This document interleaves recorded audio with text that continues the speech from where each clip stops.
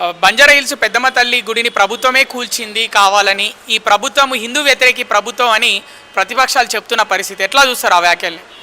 ఇప్పుడు ఆడికి పోయి చిక్కోటి ప్రవీణ్ కూడా ఏదో చేద్దామని చేస్తుండు. ఇక చిక్కోటి ప్రవీణ్ ఆయన ఏంటంటే ఒక హిందూ తత్వం ఎత్తుకొని మాట్లాడతాడు. అసలైన నాయకుడు అయిన బీజేపీ నాయకుడా, అసలుకు హిందూ నాయకుడా, ఆయన దేనిదో తెలుసుకోవాలి. మేము ఎందుకు కూలగొడతాము, మేము ఎందుకు చేస్తాము?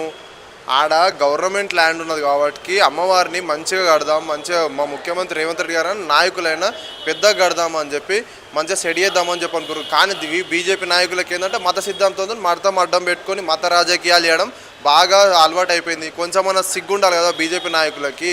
మతాలు కాదురా నాయన బీజేపీ నాయకులారా, ఫస్ట్ మీరు మీ కార్యకర్తలను మీ పార్టీని కాపాడుకుంటాడు చూసుకోర్రి. ఎంతసేపు ఏడ జరుగుతుంది, ఏ గుళ్ళు ఏం చేస్తారు అదేం చెప్పు కాదు.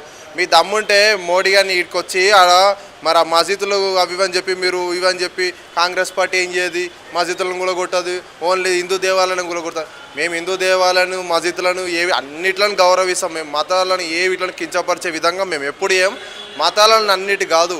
కాంగ్రెస్ పార్టీ బలపడాలి, ఈ దేశ ప్రజలందరికీ మంచి సంపూర్ణ పథకాలు అందాలి, దేశ ప్రజలందరూ బాగుండాలని చెప్పి మా నాయకుడు పాదయాత్రతో ఆ రోజు దేశమంతా గల్లం విప్పుకుంటూ నడిచిండు.